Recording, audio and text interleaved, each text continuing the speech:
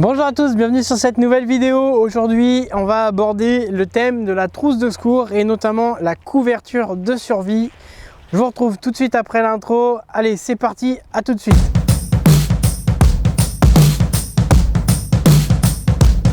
Donc du coup, aujourd'hui, on va parler du module trousse de secours de mon sac à dos. Alors attention, le module trousse de secours, il va concerner vos compétences en secourisme. Si vous n'êtes pas formé secourisme ou si vous êtes formé en secourisme, ce que d'ailleurs ce que je vous invite à faire, d'aller voir des associations, la Croix-Rouge ou etc. ou même dans votre travail vous faire former SST, c'est toujours bon à prendre. Les notions de secourisme quand on fait de la randonnée, c'est super important. Si votre pote il fait un massage cardiaque, enfin il s'est fait un arrêt cardiaque, si vous vous blessez ou X ou Y, une brûlure, ça peut vite arriver avec un réchaud, une coupure avec un couteau. C'est très important de savoir avoir des notions dans le secourisme. Donc, ce que je vais dire, ça concerne ma trousse. Le contenu de ma trousse concerne ma formation. Je suis formé premier secours depuis des années déjà. Je suis recyclé tous les ans. Donc, ça concerne aussi mon métier. Donc, du coup, j'ai du matériel qui vous ne servira à rien. De toute façon, le sujet de la vidéo aujourd'hui va être le contenu de ma trousse, mais on va plus s'attarder sur les basiques. Donc du coup, que contient ma trousse de secours aujourd'hui? Donc je vais la déballer et je vais vous présenter tout ça. Donc déjà, un sac visible dans le sac. Donc un sac super flashy avec une partie transparente de chez C2Submit. Je vous l'avais déjà présenté dans une vidéo de comment j'organise mon sac et je vous avais dit que je vous ferais une petite vidéo là-dessus. Donc voilà, le First Aid de chez C2Submit. Il me semble que c'est un 3 litres. Je ne veux pas vous dire de bêtises, mais c'est assez flashy. Dans le sac, on le repère tout de suite et c'est étanche. Dans ce module, du coup, vous avez plusieurs modules. Voilà. Donc, vous avez un module, on va dire, tout ce qui va être pansement, traumatisme et tout ce qui touche vraiment aux blessures. Vous avez un module médicaments. À côté, vous avez un module, on va dire, survie. Et vous avez ici un pansement israélien. Donc ça, c'est un pansement compressif d'urgence. C'est-à-dire que si vous faites une hémorragie où il n'y a pas de corps étranger dans l'hémorragie, qui n'est pas arrêtable, enfin qu'il n'y a pas de choses qui obstruent la plaie, pour vous la faire courte, vous allez pouvoir utiliser ça. Vous mettez un coup de couteau, le couteau est ressorti, vous pouvez utiliser ça. C'est un pansement compressif d'urgence. Voilà, ça, c'est à la portée de tout le monde. Il y a énormément de vidéos sur Internet. Je vous invite à regarder des vidéos pour vous former et achetez-vous ça, un pansement compressif. Donc là c'est un bandage de type israélien. Celui-là c'est un 7 pouces, il existe en 10 pouces. Il y a une date de péremption dessus de 2014 à 2022. Ça, tant que c'est fermé, vous pouvez l'utiliser. Et même j'ai envie de vous dire, si c'est stérile à l'intérieur. Si c'est plus en date, c'est de l'urgence. Si vous avez que ça, utilisez-le, ça évitera de mourir bêtement. Ça peut arriver. Ensuite, on s'attardera sur ces deux choses après. La trousse médicaments. Qu'est-ce que j'ai dans ma trousse médicaments? On est en randonnée, on peut être soumis à la chiasse. Du coup, des antidiurétiques. On peut être soumis, alors j'ai des gens, quand j'en disais ça sur un forum, qui ont rigolé, à des allergies. Donc là, j'ai du cétirizine, Zyrtec, tout ce que vous voulez, des anti-allergènes. Vous vous faites piquer par une chenille possessionnaire, vous faites une réaction allergique, vous n'avez pas ça, bon courage. Vous êtes allergique au pollen, tout ça, bref, tous les allergiques qui connaissent ça, je vous conseille d'en avoir quelques cachés sur vous, lisez bien les modes d'emploi et prenez un post-it et marquez tout ce que vous avez à l'intérieur sur le post-it, c'est très important. Si vous tombez dans les vapes, qu'il y a un SAMU qui vient vous chercher, il va regarder votre poche à médicaments, il va se demander ce qu'il y avait dedans. S'il n'y a pas marqué le contenu du sachet dedans, il voit un truc comme ça, il considère que vous avez pris une boîte. Voilà, donc du coup, mettez bien tout ce qui a marqué à l'intérieur. Moi j'ai un papier à l'intérieur de mon sac, qui est dans le sac là, où il y a tous les médicaments notés dessus avec les quantités. Voilà, donc des anti-allergènes. Ici des pastilles de purification, de la micro-pure forte, le classique pour pouvoir boire. Du sérum pour les yeux, pour enlever une branche, un truc qui peut m'avoir sauté dans les yeux, une petite bête, un truc, voilà. Donc encore de l'antidiurétique. Du Spasseron, donc pour les maux de ventre si vous en avez. Ensuite j'ai de l'efferalgan et après ça reste des médocs basiques, hein. Donc ça, les médocs, c'est par rapport à vos besoins. Donc moi ce que je vous conseille, c'est les basiques, hein. Les anti-chiasse, les antidiurétiques et les anti-allergènes, la base de base. Et si vous avez des maux de crâne, de l'efferalgan, peut-être du dafalgan ou du paracétamol pour la fièvre. Voilà, ça c'est tout pour le module médicament. Donc ça c'est vraiment propre à vous-même par rapport à vos besoins. Et voilà, maintenant on vient au module trauma. Donc celui-là, dedans, il va y avoir plusieurs choses. Donc déjà, on va voir, tiens, par exemple, de l'huile essentielle de clou de girofle. Ça, c'est un antiseptique puissant. Ça peut être utilisé sur les plaies et aussi sur les douleurs dentaires. Si vous êtes en expédition, vous commencez à avoir une carie, que ça vous défonce la joue, un coton-tige, vous mettez sur la dent. C'est pire que la lidocaïne, ça vous anesthésie tout de suite, vous avez plus mal à la gueule jusqu'à ce que vous ayez chez le dentiste. Donc de l'huile essentielle de clou de girofle, donc là j'ai pris de la bio. Regardez bien la posologie sur internet, le nombre de gouttes, il faut bien diluer, il faut éviter de le mettre pur. Ça, antiseptique et pour les douleurs dentaires, c'est génial. Ensuite, un sparadrap, des gants, ça c'est plus pour le sauveteur. Et si vous avez les gants pleines de merde, vous devez vous soigner une plaie, prenez des gants. Si vous avez des plaies sur les mains, que vous allez secourir votre pote, prenez des gants. S'il a une maladie, s'il y a un truc qui traîne, vous êtes sauvé. Ensuite, sac poubelle. Pour soit les déchets de soins, soit par exemple, vous faites un pansement, il pleut, vous voulez le couvrir, vous coupez le sac poubelle, 2 bouts de sparadrap, ça fait un pansement étanche. Vous devez faire des traversées d'eau. Encore des aquataps. Là, on a quelques lingettes d'alcool. De compresses imprégnées, donc la biafine, tout ce qui est biseptine, tout ce qui est désinfectant pour les plaies, un strap pour faire des gros pansements, une couverture de survie, même 2 couvertures de survie. Donc là, je vais en retirer une. Non, c'est pas une couverture de survie, ça, je vous dis des bêtises. C'est des pansements et tout ça. Donc du coup, une couverture de survie en plus du duvet de survie que je vais vous montrer après. Donc une couverture de survie, ça j'en ai une dans tous mes sacs de rando. C'est-à-dire que j'ai acheté 20 couvertures de survie et j'en ai mis une dans chaque sac. Quand je pars avec un sac, je suis sûr d'en avoir une. S'il fait trop chaud, ça me permet de m'isoler du chaud. S'il fait trop froid, ça me permet de m'isoler du froid en gardant ma chaleur corporelle. Alors attention, n'attendez pas l'hypothermie avant de la mettre. Quand vous commencez à avoir froid, mettez-la tout de suite. Si votre corps est froid, il ne se réchauffera pas. Donc mettez-la tout de suite. Ensuite, ici, c'est une écharpe si vous vous pétez le bras. Donc dessus, vous avez comment mettre l'écharpe. Je vous conseille aussi, si vous avez un bras cassé, une clavicule, un truc, une écharpe. Voilà, ça vous permet de maintenir le bras. On peut toujours le faire avec un t-shirt. Il y a plein de méthodes pour le faire. Je vous invite à vous former sur internet, vraiment. Il y a énormément de vidéos de la Croix-Rouge, des pompiers de Paris aussi qui traînent, et même des pompiers des Yvelines, etc. Vous trouverez énormément de vidéos. Formez-vous, ça coûte rien et ça peut vous aider dans la vie de tous les jours. Voilà, je vais ranger un peu tout ce bazar. Donc là, ensuite, qu'est-ce qu'on va avoir d'autre? Du sérum physiologique pour les yeux, en plus du produit que j'avais tout à l'heure, pour les yeux ou pour rincer une plaie.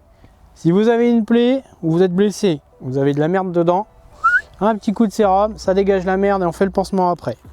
Ensuite là, qu'est-ce qu'on va avoir? Un porte-aiguille. Ça, c'est propre à moi-même. Prenez pas un porte-aiguille, ça vous servira à rien, à moins que vous sachiez faire les points de suture. Du coup, qu'est-ce qui va avec le porte-aiguille?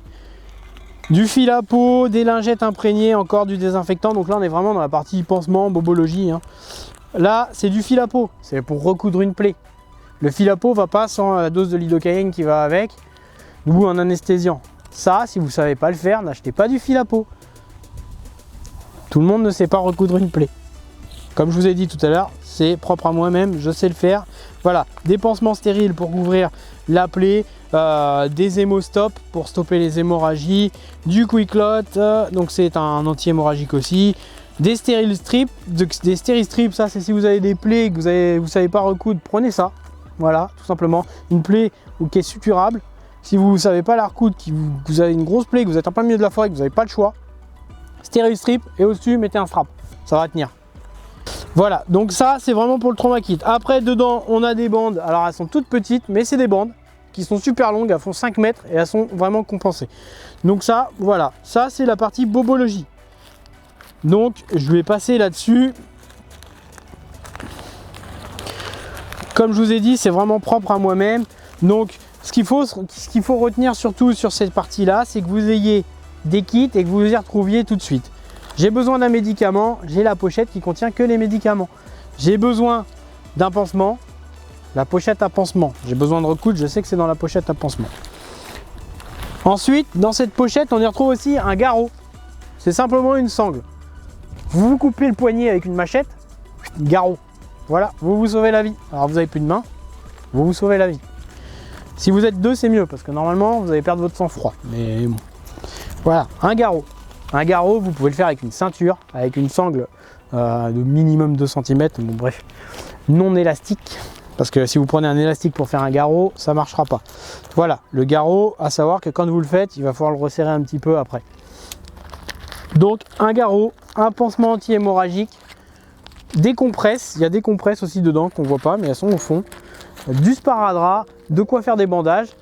Des tire-tiques aussi. J'ai 2 pinces à tire-tiques qui sont là-bas. Pourquoi j'ai des tire-tiques? On va gambader dans les bois. Les tiques, c'est fréquent. Si vous avez aussi, comme moi, un porte-aiguille, vous pouvez utiliser le porte-aiguille comme tire-tique. Mais c'est quand même mieux d'utiliser la pince à tique, car elle va bien prendre la tique au niveau du cou là, et ça va éviter de déchirer la tique et de vous laisser son poison dedans. Voilà, donc ça, les écharpes, la couverture de survie, on y a passé. Maintenant, justement, on va revenir sur le module couverture de survie. Donc la couverture de survie, je la garde, mais c'est du plus maintenant. J'ai complètement changé. J'ai découvert il n'y a pas longtemps les sacs de couchage de survie. Aujourd'hui, cette couverture de survie, elle va me servir à quoi? Eh ben, elle va me servir simplement à me faire un abri et à m'abriter des intempéries, de la pluie, etc.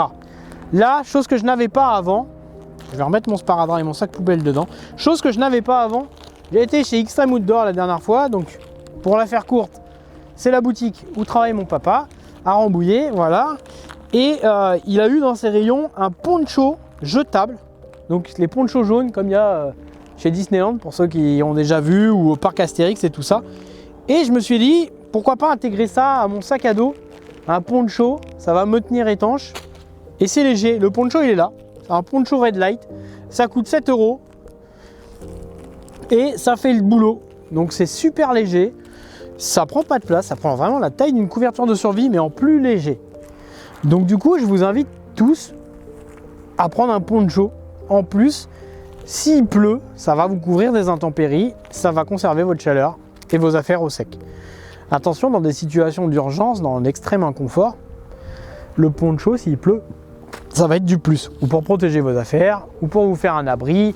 Le poncho, on pourrait faire une vidéo complète sur le poncho. Il y a énormément de choses à dire, énormément de choses à faire avec un poncho. Maintenant, c'est le but de... Ce qui m'a fait faire cette vidéo, c'est ça. J'ai découvert récemment ces choses-là. Emergency BV for Outdoor Survival Use. Donc, en gros, c'est un sac de couchage de survie pour la survie en outdoor, donc en extérieur. Ça, j'ai acheté 15 € les 3 sacs. Donc, c'est à peu près les mêmes prix que des couvertures de survie basiques. C'est en moyenne 5 € une couverture de survie. Ça peut descendre à 3. Si vous faites le mode D, vous l'avez gratuite à la fin. Voilà. Mais vous payez l'inscription 70 balles au début, donc je suis pas sûr que ce soit rentable. Mais ça, c'est pour la petite anecdote. Du coup, ça, c'est fourni par 3. Et voilà. Donc, du coup, vous avez 3 sacs de couchage de survie avec orange, avec une housse et un petit sifflet. Le sifflet, c'est la base de base. Vous partez en montagne, vous avez un sifflet et vous apprenez le SOS en morse. C'est pas des blagues. SOS, c'est pas dur. 3 courts, 3 longs, 3 courts. S, c'est 3 points. Ça fait... Ça, c'est un S. Le O, et après vous refaites le S. Si quelqu'un connaît le langage morse, un gendarme, un pompier, un promeneur autour de vous, qu'il entend ça, lui, s'il est en mesure de prévenir les secours, il prévient les secours, il vous retrouve, vous êtes sauvé. Vous pouvez aussi le faire avec votre lampe. 3 flashs courts, 3 flashs longs, 3 flashs courts. Sur Petzl, derrière les lampes Petzl, les e-light, que vous pouvez même rajouter à ça une petite lampe frontale. Moi j'en ai toujours une sur moi. Là j'ai celle que je vous avais présentée il y a quelques temps, la Blindy, c'est Bindi, la Bindi. Avec ça, vous pouvez faire du morse, faire du SOS. À la vue, au sifflet. Ça, c'est des sifflets, l'avantage, ça pèse pas lourd, vous n'avez pas besoin de beaucoup de souffle et ça siffle fort. Il y en a maintenant quasiment sur tous les sacs de rando intégrés à la boucle, mais prenez-en un quand même. Si vous devez vous séparer de votre sac, qui a une merde, gardez un seul truc, c'est votre module de secours. Gardez votre téléphone portable et votre module de secours. Si vous devez éjecter le sac parce que vous n'avez pas le choix, prenez votre putain de module de secours avec vous. Désolé, je suis vulgaire, mais c'est très important.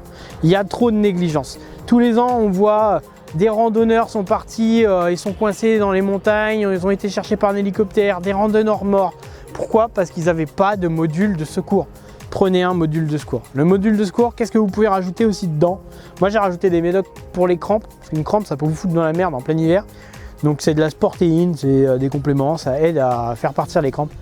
Prenez avec vous votre gourde et au moins des barres énergétiques. Voilà, un module de secours, des barres énergétiques et de l'eau, c'est la base. Bon, bref, tout ça pour en revenir à cette chose. C'est très long, je sais, mais je suis insistant là-dessus, c'est quand même assez sensible comme sujet. Une petite cordelette réfléchissante, donc ça à 15 € les trois, le sifflet qui est fourni avec et la petite housse. La petite housse, c'est du nylon ripstop, ça peut aussi vous servir à préfiltrer l'eau. Si vous n'avez pas de cachet d'eau, si vous devez boire et que vous n'avez pas le choix, vous pouvez préfiltrer l'eau avec ça. Voilà, du coup maintenant je vais venir avec Jérôme et on va déplier ça. Donc ça, c'est un espèce de PVC, comme tu peux le voir, c'est pas comme les couvertures de survie d'habitude. Ça, c'est un sac de couchage de survie. C'est orange, c'est ultra visible et c'est grand, avec des bandes noires. Voilà. Comment on va se servir de ça? Vas-y, tiens, hop, rapproche-toi dans le cadre. Donc vous voyez, c'est super long, hein. Voilà, j'ai pas les dimensions exactes, mais comment on va se servir de ça? Tout simplement, on va venir rentrer dedans, comme dans un sac de couchage. Et je peux vous dire que là, il fait déjà bon dedans. Et ça couvre du vent. Désolé pour les bruits, mais voilà.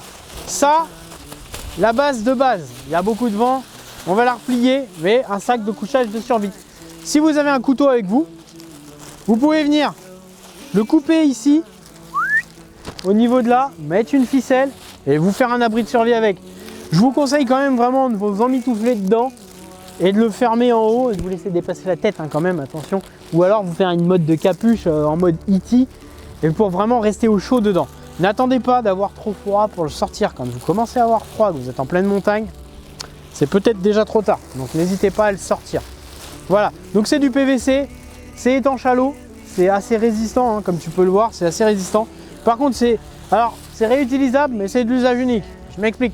Vous allez être dans les ronces, vous prenez une ronce, vous le déchirez comme une couverture de survie standard. Voilà. Mais prenez ça avec vous, ça coûte pas cher. Je vais vous mettre des liens en description. Et regardez, hop, on peut le replier. Alors par contre, pour le ranger, ça va être une autre histoire, mais ça se replie.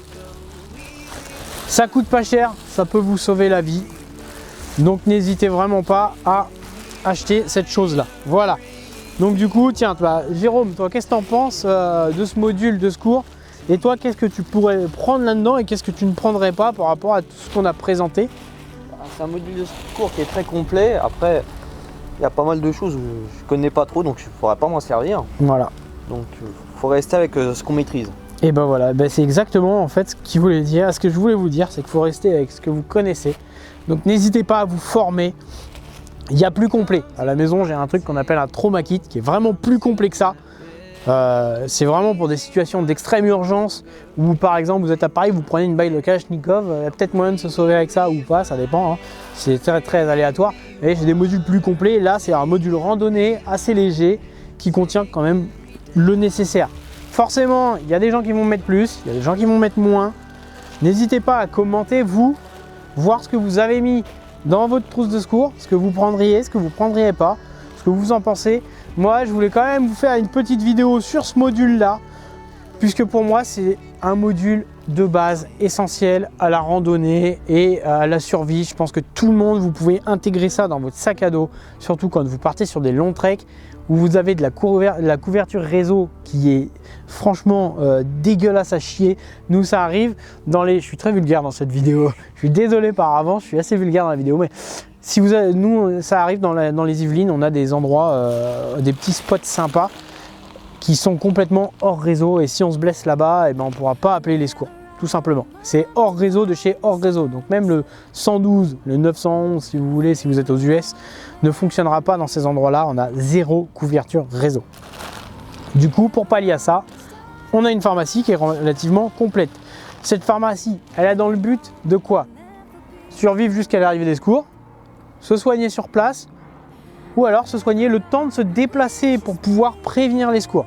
C'est pour ça que quand vous faites une randonnée, ça va avec le module de secours, je vais en parler aussi. Quand vous faites une randonnée tout seul, dites où vous êtes, quand vous partez et quand vous avez prévu de rentrer. Prévenez une personne, donnez-lui tout votre parcours, vos étapes.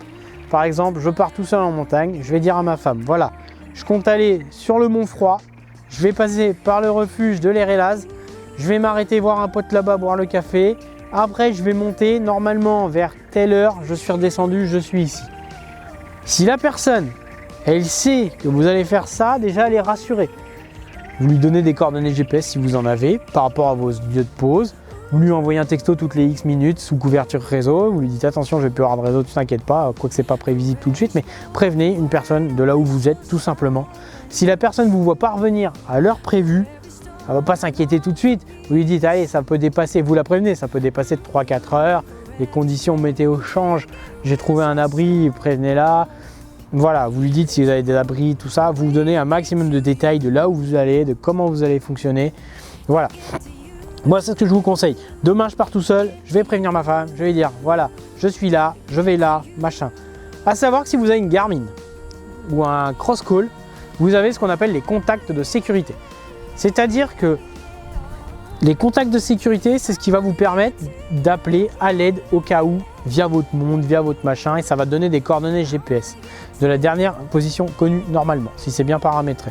Donc voilà, je suis désolé si c'était un peu long, je vais arrêter là, il y a énormément de choses à dire, je vais replier moi ce duvet de survie correctement parce que là il est entre mes jambes et je n'arrive pas à le remettre dans la housse parce qu'il y a du vent et je vous parle en même temps. Donc du coup, tout ça pour dire, prenez un kit de secours, prenez de l'eau, de quoi manger et surtout prévenez là où vous êtes. Et si vous voyez que c'est trop chaud, ne partez pas, reportez la sortie. Si les conditions sont pourries, qu'il y a des orages, que vous êtes en pleine montagne, reportez la sortie. Vaut mieux perdre une journée que perdre sa vie. Voilà. Ensuite, si vous êtes tout seul, que vous êtes mal entraîné, que vous voulez quand même le faire, faites-vous accompagner par un guide, par un ami. Allez-y à plusieurs et toujours, même si vous y allez à plusieurs en groupe, prévenez de là où vous allez à une personne qui reste dans la vallée ou chez elle. Voilà, donc moi c'est tout pour le module de secours, pour les petites précautions. J'espère que ça vous a plu, je suis désolé si c'est rébarbatif, mais je tenais quand même à le dire. Pour moi c'est important. Allez, je vous souhaite à tous une bonne journée, une bonne fin de soirée ou une bonne nuit. Si la vidéo vous a plu, n'hésitez pas à la liker, n'hésitez pas non plus à vous abonner. Et je vous dis à la prochaine. Sur ce, randonnez bien, trekkez bien et surtout portez-vous bien. À la prochaine.